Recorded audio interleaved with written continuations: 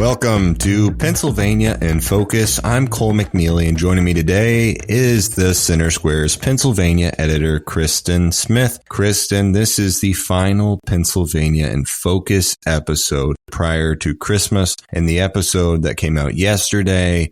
Kristen, I got to be honest, you came across a little bit like the Scrooge. I said, "Are you excited about Christmas?" And you said, "I'm excited. I'm super excited." And you said it that way, and then you went on this whole thing about how, hard it is to be a parent. And I mean, it was really a touching story. But I would like for this episode, just prior to Christmas, somebody might be sitting around at their Christmas gathering and they said, you know what? Instead of Christmas music, instead of that good Sinatra and Dean Martin, let's flip on the Center Square's Pennsylvania in Focus. And as all the folks in the Commonwealth around their Christmas table are listening to the news coming out of Pennsylvania, what message would you like to give them this Christmas and holiday season? Sorry, I'm just trying to process that fan fiction. You make it sound like, okay, here's the message. It's still a wonderful life in Pennsylvania, even if our lawmakers want it to be more complicated and inadvertently more expensive than it was the year before. I'm glad you don't work at Hallmark or something, because those Christmas cards would be very odd. Merry Christmas. I pray and hope that the new year for you is less complicated than this year or something, that feels not warm and fuzzy. That's all, Kristen. It's unlikely. Let's just put it that way. I'm a realist. I don't watch Hallmark Christmas movies. Okay. All right. If you couldn't tell, if it wasn't obvious. Okay, so enough of that. Kristen, let's get to the news at hand here this holiday season. Pennsylvania Governor Josh Shapiro has been a relatively popular governor of the Commonwealth. Still has very good favorability ratings, but the Commonwealth Foundation released a quarterly survey on politics and economics as seen by people in Pennsylvania. And that honeymoon phase period of, new leader, governor coming in might be starting to fade a little bit, especially when it comes to the economy. What did this report come out and say on the governor's popularity? So he's down to 56% approval rating, according to this poll. He was 61% earlier in the year. So, it's still high. And for a politician's favorability rating, it's exceedingly high. It might as well be an A-. But with that said, there is some sentiment that the tight economy and sort of the financial pressures that everyone is facing might be catching up with Shapiro. There's a lot of, everything's more expensive. I'm sure you go to the grocery store, you go to the gas pump, wherever you go, you're spending more money, and people often look to their legislative leaders to fix that problem, or at least to have something hopeful to say about it. And it looks like perhaps fewer people think Shapiro is as effective on that as they did before. And Kristen, we've talked about before on Pennsylvania in Focus, Shapiro came in being this, pretty popular figure, was viewed pretty good light, came in really under the umbrella, or maybe not umbrella, but under the kind of idea of being a unifier, of kind of being a pragmatic leader. How much do you think, the difference between, I mentioned a honeymoon phase, but the difference between campaign Shapiro to Governor Shapiro? What the difference between that kind of vision that he pushed when he was running for office versus the reality of the actual governing when he is in office? It'd be that because of him as an individual, but, just the nature. I'll go back. We've talked about this before on the podcast, but the school voucher kerfuffle, I guess I'll call it. But that entire discussion that happened a couple months ago, where Shapiro was in favor of school choice or the school voucher program as it was laid out in the kind of the Senate and House and all that. Got a lot of pushback from the Democratic Party, from teacher unions. So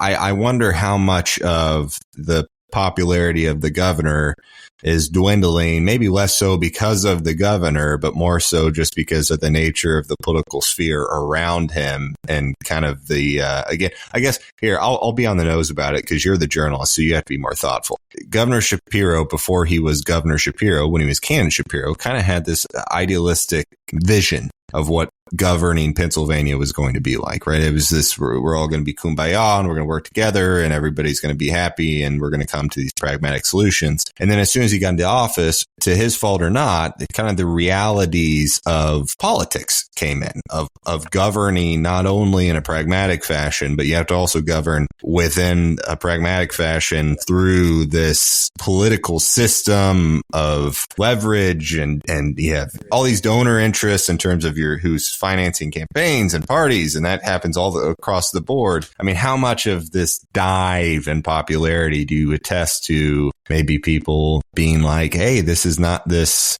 utopian Pennsylvania I thought we were going to have when Shapiro was elected? Well, first, just let me say how proud I am that our podcast has been educating you. The school vouchers conversation has been going on for months and months and months, and you recalled it appropriately. Kerfuffle, I think, is a fair word. Just for everybody at home, when White Crescent says this, I usually produce this podcast, so I do listen to this podcast every week. I pop in when people are out sick or whatever. So I'm glad that I am appropriately educated. Go ahead, Kristen. Sorry. So in answer to your question, I would say my perspective is based on what lawmakers have said, and based on poll results and just kind of the public discourse around what's happening in state politics and government over the last year. It seems like perhaps Shapiro himself, all of us, had this unrealistic expectation that suddenly Shapiro, the mediator, would come in and it would be kumbaya and everybody would get along. But the reality is we have a divided government. And no matter how popular or likable the executive branch is, I think back to President Obama, for example, the realities of governing people with vastly different ideological views is just never going to be as simple or as easy as anyone imagines, no matter how effective you can be as a negotiator or how magnanimous you can be or how you can cultivate good relationships on both sides of the aisle. Setting all that aside, I think particularly from the legislative point of view, if you ask lawmakers, they're very soured and disillusioned with his proclamations of bipartisanship. They feel like he's just another, he's just another one on the side of Democrats. That's how their perspective is. And, the school voucher kerfuffle is part of the reason that happened, but there's been some other issues. It took them 6 months to finish this budget in whole. I mean, that happened earlier this month. And at the end of the day, they were fighting down to the wire over these ideological issues. In the end, Republicans got more money for the school choice tax credit, and Democrats got a huge expansion in our child care tax credit.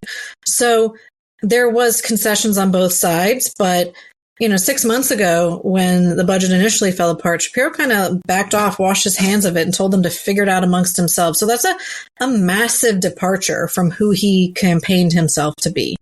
And whether or not,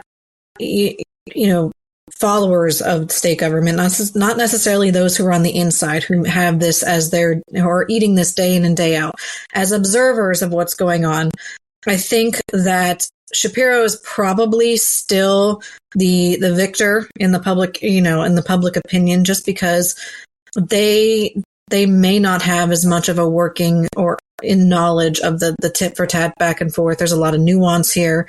And so to them, Shapiro, who has always kind of been very diplomatic, he's, like I said, charismatic. He speaks well to the public. He connects with people. I think he's been able to weather this storm that's happening legislatively and the sour mood that's kind of the dark cloud that sort of appeared over him as far as his ability to get stuff done.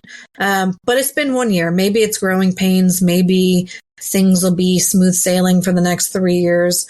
So there is, I think that all hope is not lost, but it's been a rocky first year, fairly unprecedented as far as, bitterness and bickering goes between the parties. Republicans, for their part, they have to get used to the new normal. They've been in control of both chambers for the better part of a decade.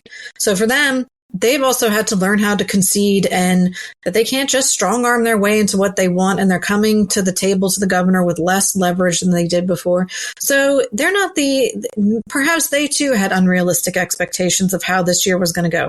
So we'll see how this unfolds in the next year. We have elections coming up, big elections, not just statewide, but we have the presidential race, which, believe it or not, has impact on state politics and what voters particularly perceive about how our life is here.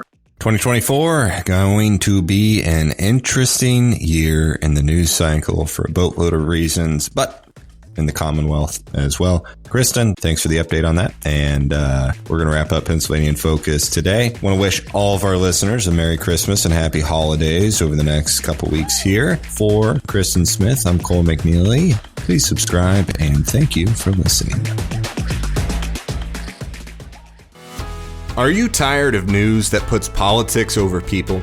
At the nonprofit Franklin News Foundation, we believe in putting people over politics by delivering nonpartisan news and audio content that serves you, the American taxpayer. With Franklin News Foundation, you can read fact-based, state-focused news for free at thecentersquare.com. You can listen to civil, balanced conversations between policy experts through our podcast network at americastalking.com. Or you can get in-depth news on K-12 education spending, curriculum, and school safety at chalkboardnews.com. It's all free through Franklin, where we put you, the American taxpayer, first in every story, episode, and conversation. And it's only possible through our supporters. Together, we can produce content that puts people over politics and brings Americans the news they deserve. Become a supporter today at franklinnews.org/donate. Once again, that's franklinnews.org/donate.